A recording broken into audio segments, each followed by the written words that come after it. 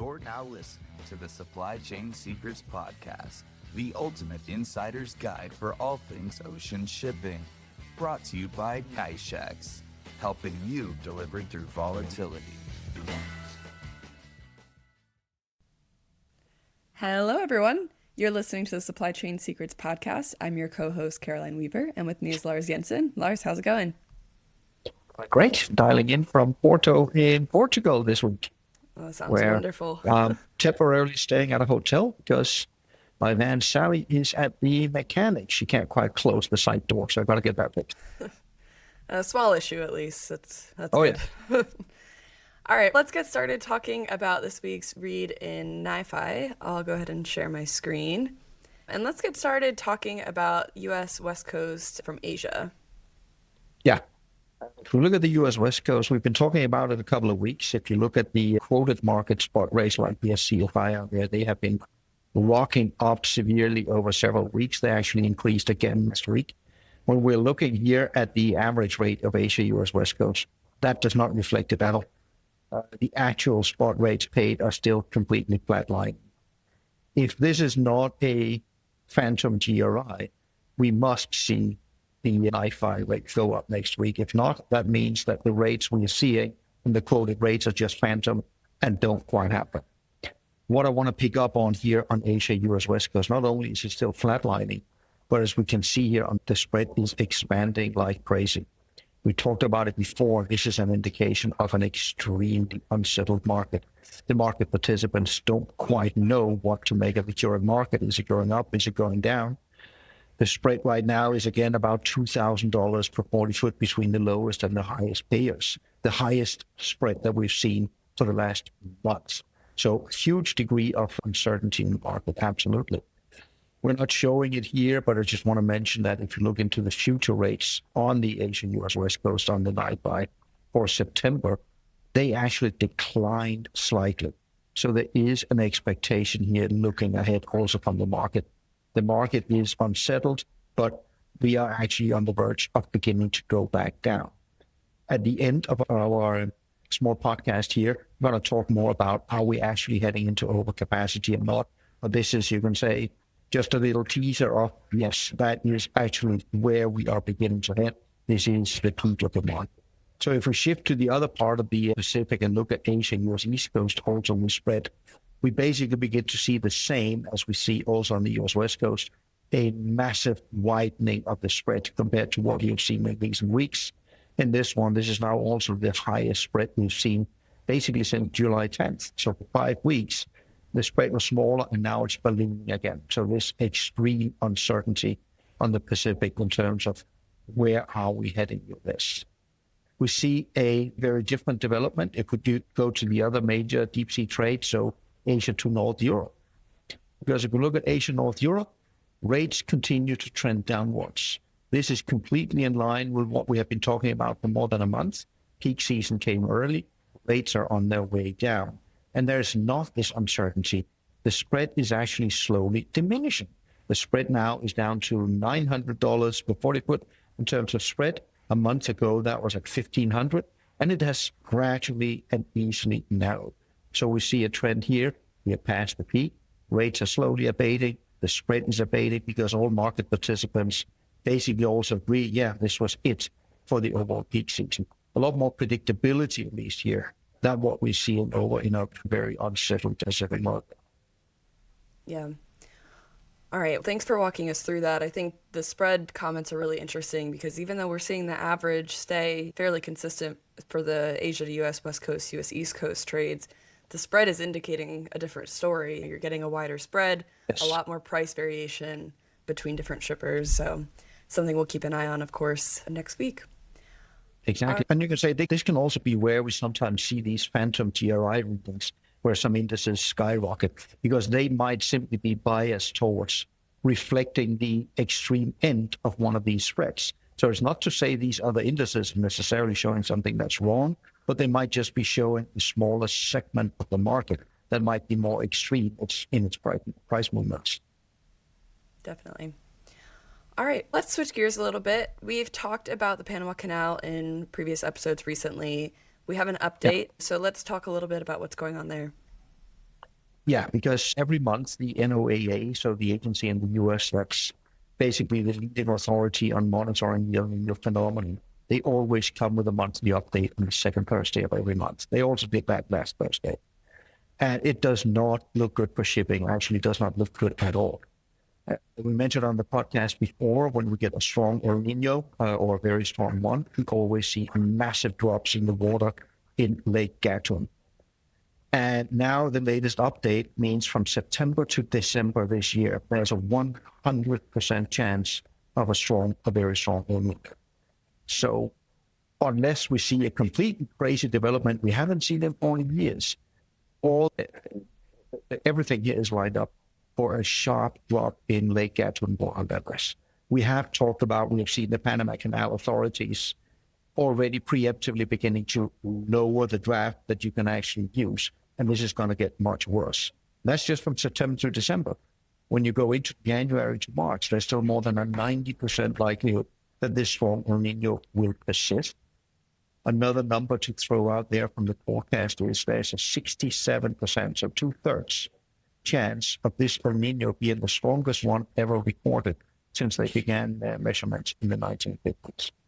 So the realistic approach to this one is, from a shipper perspective, you will see increasing surcharges from the Panama Canal, also sharply increases as water shortages become an issue. There will be deviations or reroutings of some of the cargo. Doesn't mean the Panama Canal will close. There will still be a lot of cargo that goes through the Panama Canal, but not as much as what we're used to.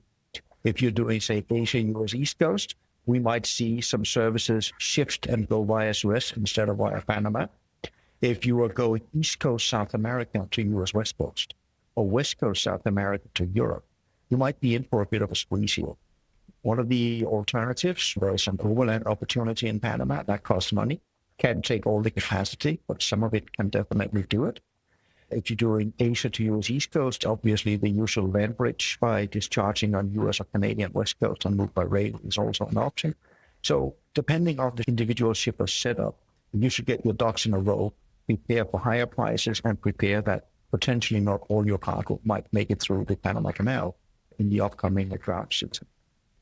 One additional angle that we maybe have not talked as much about is the fact that some carriers or some liners are able to pay an exorbitant fee in order to get through, especially when there's capacity restraints and for the number of vessels that can go through the Panama Canal.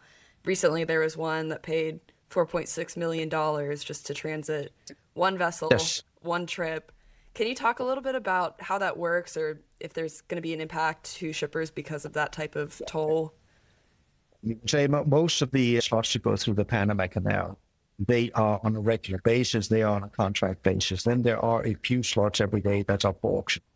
And under normal circumstances, usually container ships don't go to the auction because they operate on a regular schedule, they have their reservations. But you can, of course, join your auction and pay. Now, $4 million sounds like a lot, but let's assume you're doing that with a 10,000 TEU ship. Then you're talking $400 per TEU. And right now, the Asia to US East Coast rates are somewhere in the $7,000 to $8,000 mark. So once $400 is a lot, it's not really that much compared to some of the rate spikes that we see out there. So we might certainly see some of that. But the best comparison here really is to late 2023, early 24, where there was also severe water shortages. This time, it could actually get worse. All right. And we've also talked about the Rhine River. Are there updates there as well that we should let our listeners know about? Basically, the sad story about the Rhine River is that water levels are still declining. So more and more barge services are just being canceled. And the problematic part there means the only other option is then overland transportation, truck or rail. But truck and rail is already booked completely solid because we are seeing one flow of peak season volumes there. So it is just a crunch for intermodal capacity in Europe. And that's going to last until the Rhine River starts to recover. That could be a while. Okay. And of course, we have to talk about the big star of the show, the Hormuz conflict. What's the latest going on there? I'm tempted to say there's not really a lot of news. The problem is the news is more of the same. Since we had our last podcast, more ships have been attacked by the Iranians. Several ships have been attacked and or interdicted by the US. So that's really nothing new compared to where we are. You can say the latest news is the posting made by President Trump earlier today. Whether he is serious or joking, honestly, I don't know, but just putting up a map saying that the Hormuz is now a U.S. territory. We see these tit-for-tat provocations between the U.S. and Iranian governments, and basically it just looks like we are nowhere near a resolution that we were 6 months ago. So I think everybody should just strap in for the reality that this crisis is going to be prolonged. From a container shipping perspective, especially not for ad hoc, but for regular services, use a baseline scenario that this is not going to be normal until we get to 2027 or beyond. Okay. And then we also heard news about an oil spill off the coast of Oman. What's happening with that right now? Yeah, I mean, there's not a lot of information. It has not been confirmed whether it was actually the subject of an attack. It likely was. The problem is an oil tanker is stranded. We see a massive oil spill now off the coast of Oman. It's again one of these collateral damages that come out of the enormous crisis, unfortunately. And of course, there's going to be probably a very large environmental impact from this. Yeah. Indeed. All right. We'll keep an eye on what's going on there and report next week. But let's talk about a new report on transshipment out of the U.S. Talk a little bit about what that was telling us. Yeah, that was a report issued by the White House. We should not be surprised that it came. If everybody think back, I think something like 8 to 10 months ago, there was an announcement already back then that the U.S. Customs would crack down very hard on what they labeled as transshipment. What is enormously important for the listener of this podcast to know is the definition of the word transshipment that we usually use in container shipping is not the same as being used in that report. The U.S. government, when they mention transshipment, they mention when you take off the cargo and then either you're cheating on customs by just saying now it comes from Vietnam or not China, or they're actually doing value add to the cargo.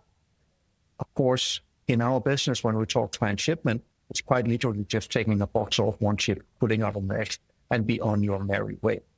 So that's not the type of transshipment that's being impacted by the report, at least not the targeted one.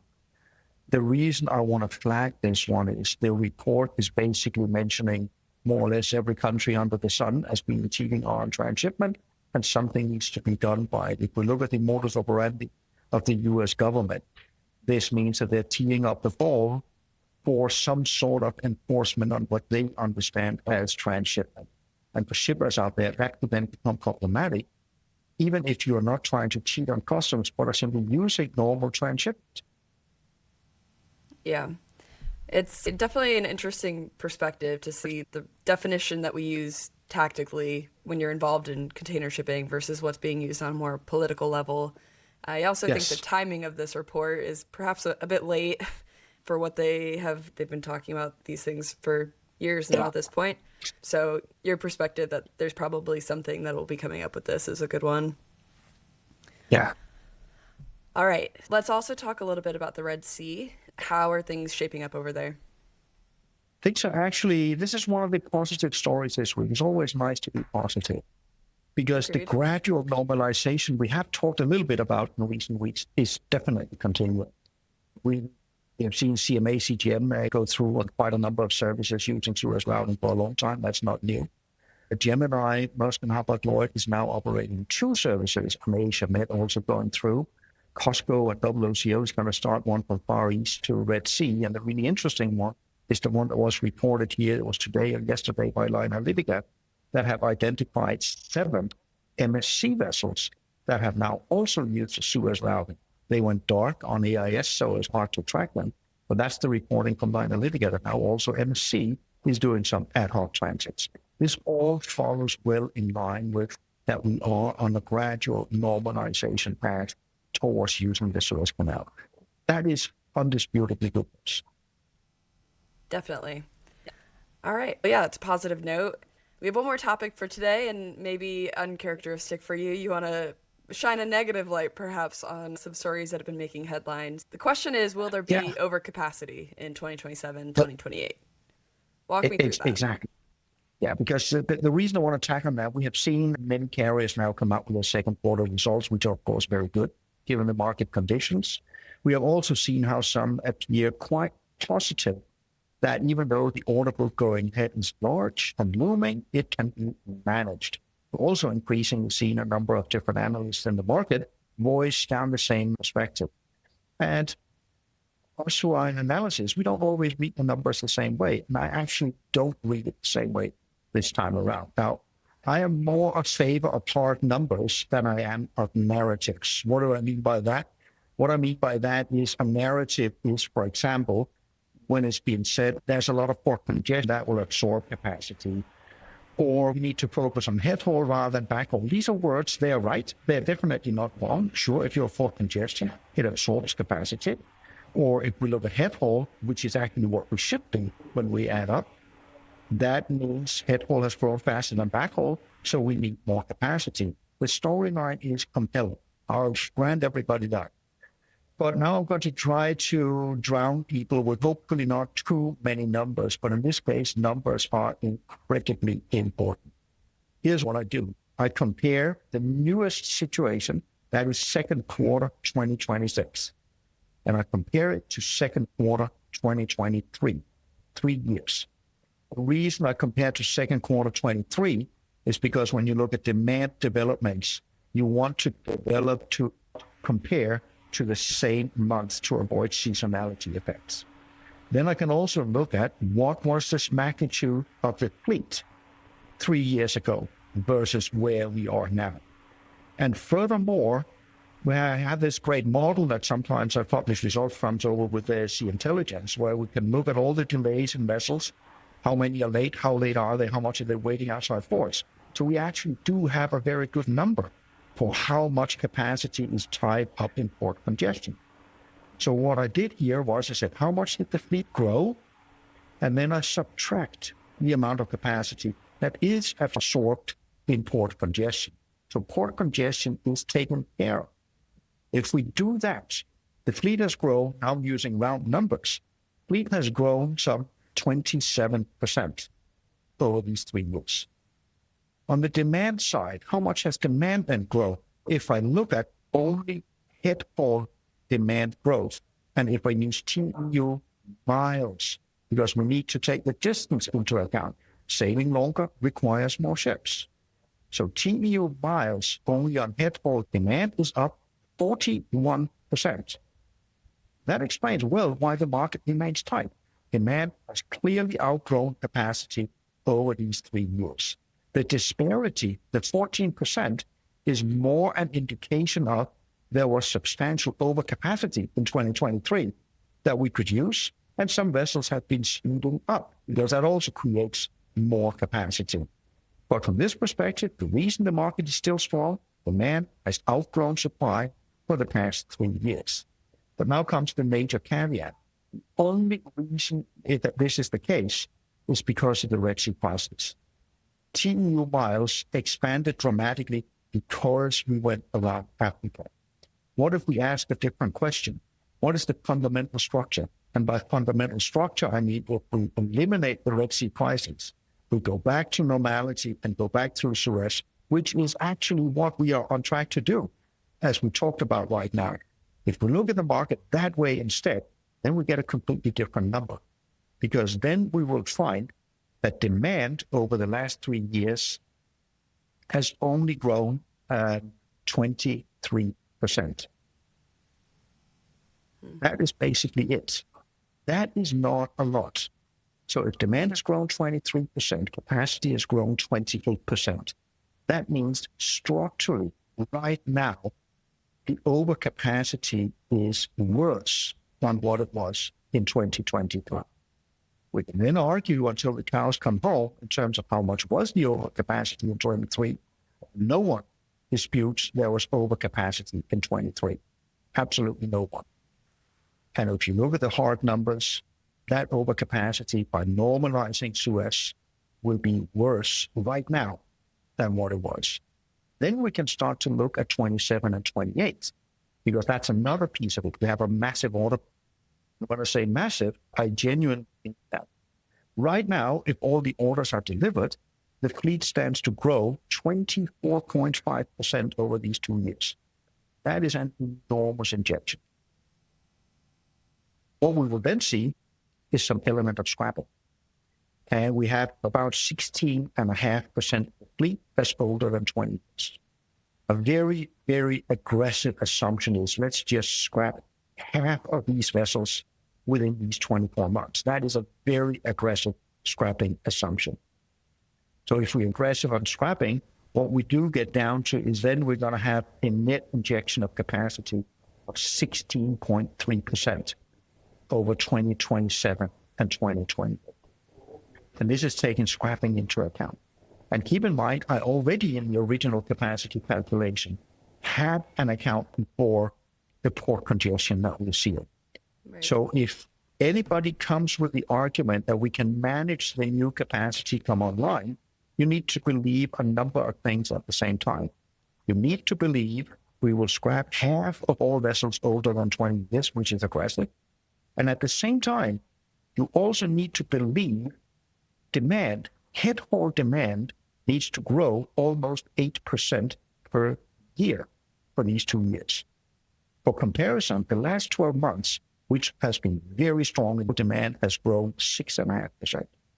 So if you believe that we can manage the oncoming order book, you need to believe in aggressive scrapping plus 2 years of head haul demand growth that significantly exceeds what we have already seen in the last 2 years.